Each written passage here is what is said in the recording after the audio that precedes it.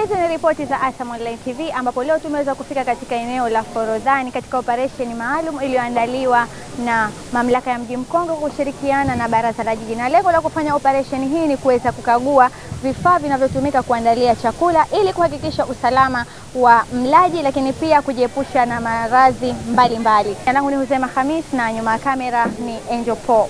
Usisahau kusubscribe, like, share na kucomment. Naitwa Maua Hamis Baia, ni mkuu wa maeneo ya wazi mamlaka ya hifadhi na uendelezaji wa mji Mkongwe. Leo hii tupo maeneo ya Forodhani kwa lengo la kufanya ukaguzi wa wafanya biashara pamoja na vifaa vyao ambavyo wanafanyia biashara. Zoezi hili tumeshirikiana na mwenyekiti wa baraza la jiji kwa lengo la kuhakikisha kipindi hiki cha sikukuu hii ya mfungo mosi wafanyabiashara wanafanya biashara zao katika hali ya unadhifu na wanafuata miongozo yote ile ambayo tumewapatia. Ni moja ya jukumu letu. Kwanza ni jukumu letu kuhakikisha wafanyabiashara hawa wanafanya biashara zao katika kiwango kile ambacho kinakubalika. Lakini sambamba na hivyo tumeona hali ilikuwa haiko vizuri, ukizingatia kipindi hiki ni kipindi cha mvua. Kuna maradhi mengi ambayo yanaweza kuibuka na wafanya biashara ikiwa kama hawatofuata ile miongozo ya udhibiti wa biashara zao katika ubora wa kufanya biashara pamoja na hygiene, yani usafi kwa ujumla. Kuna maradhi ya milipuko ya matumbo, kuna maradhi hayo kama na cholera. Kwa hiyo wafanya biashara wanatakiwa wafuate miongozo yote ile ya masharti ya usafi. Hakuna kitu kikubwa kama shirikiano. Ukizingatia kama sasa hivi sisi tunafanya ukaguzi huu, tunafanya zoezi hili tukishirikiana na jiji, baraza la jiji. Hii imeonyesha nguvu, imeleta nguvu kwa vile hii kazi tunafanya kwa pamoja. Kwa hiyo kuna mambo mengi ambao wameona wao, kuna mambo ambao labda sisi tumeona wao hawajaona. Kwa hiyo kwa kushirikiana pamoja, tukifanya kazi pamoja, basi tutaenda vizuri. Zoezi hili ni endelevu na tulilianza nadhani kama mwezi mmoja nyuma. Tulienda nalo sambamba moja kwa moja. Kwa hiyo zoezi limeenda vizuri, wafanya biashara wameonekana wameanza kuhamasika yale ambayo tumewaelekeza. Vyombo wengine wameanza kuboresha ile miongozo yote ambayo tuliowapa, wengine vyombo vile ambavyo vyombo vichafu, vyombo vichakavu tayari wameanza kusawazisha, wameleta vyombo vingine. Kuna wengine wamekuja na vyombo vipya kabisa. Hii ni kuonyesha kwamba tayari wametikia wito na wamekubali yale ambayo tuliwaelekeza. Wito wangu kwa wafanya biashara ambao hawajatimiza vigezo, leo tumewapa mafunzo na tutaendelea kuwapa mafunzo awamu kwa awamu ili tuone mpaka pale watakapofikia.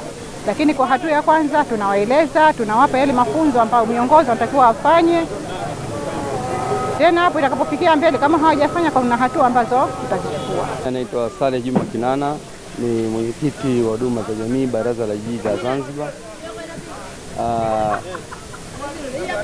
Leo tupo hapa katika eneo la Forodhani katika mwendelezo ule wa kuwasimamia wafanya biashara wa Forodhani ambao wanafanya biashara za chakula pamoja na vinywaji katika eneo hili la Forodhani, kuhakikisha tunaweza kudhibiti maradhi hatarishi ambayo yanatokana na chakula. Alhamdulillah, tumefanya vikao kadhaa pamoja na wafanya biashara hawa kabla ya hii sikukuu ya Idi, na tunashukuru kwa kiasi wameanza kuonyesha kwa kiwango kikubwa sana mwitikio mzuri kwa kuweza kufanya maboresho ya vifaa, lakini pamoja hali kadhalika na muonekano. Na kiukweli mwanzo ni mzuri. Mimi nasema sisi sote Zanzibar ni yetu. Hichi kipindi cha mvua za masika tuhakikishe tunatumia kila linalowezekana katika taaluma na fikra kuweza kubadilisha maeneo yote ambayo watu wamejikusanya katika swala zima la utoaji wa huduma ya chakula na vinywaji, kwa sababu humu ndimo ambapo mnatokea madhara ya chakula. Kwa hiyo shukrani zangu pia nazipeleka kwa mstahiki meya wangu wa jiji la Zanzibar, Mheshimiwa Kamal Abdul Sattar, kwa maono yake naye haya makubwa sana ya kuona kwamba ipo haja sisi baraza la jiji la Zanzibar tutoe ushirikiano kwa taasisi zote ambazo zipo chini yetu kuhakikisha kwamba jiji linarudi katika haiba yake na watu wa jiji wanaishi katika hali ya furaha, sio kuishi kwa wasiwasi. Kwa hiyo wito wetu kwa wanajamii pamoja na wafanya biashara Forodhani, tuwaombe kuendelea kuwa wasikivu, na ikiwa kutakuwa kuna jambo lolote lile ambalo litakuwa linaleta taharuki au linaleta sintofahamu baina wao au labda na taasisi, basi mimi nawashauri meza ya mazungumzo ndio suluhisho la kudumu.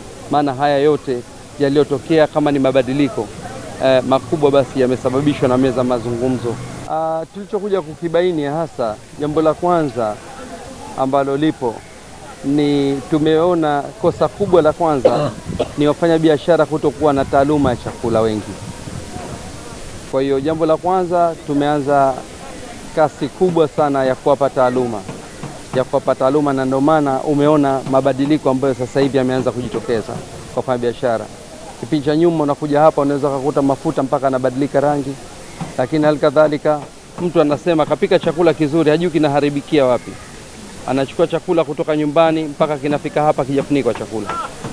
Kwa hiyo kiutaratibu wa chakula kikipata upepo tu basi kinaharibika kikiwa hakina nyuzi joto zilizokuwa zinatakiwa. Lakini halikadhalika vitu ambavyo vimetoka katika makopo ambavyo vishatumika pia vina uhifadhi wake, taaluma pia haipo. Kwa hiyo all in all, kazi kubwa ambayo ipo, tushirikiane jamii ya Zanzibar kuhakikisha sio tu Forodhani, maeneo yote iwe Magharibi A, Magharibi B pamoja na mjini, tushirikiane kuhakikisha tunafanyia kazi swala la taaluma kwa watu wetu, badala ya kutoa tu adhabu za hapo kwa hapo, kwa sababu watu wetu haya ndio maeneo ambayo wanapata riski, lakini wanahitaji wapewe taaluma ili waweze kujikinga na kuwakinga watu na usalama wa kiafya.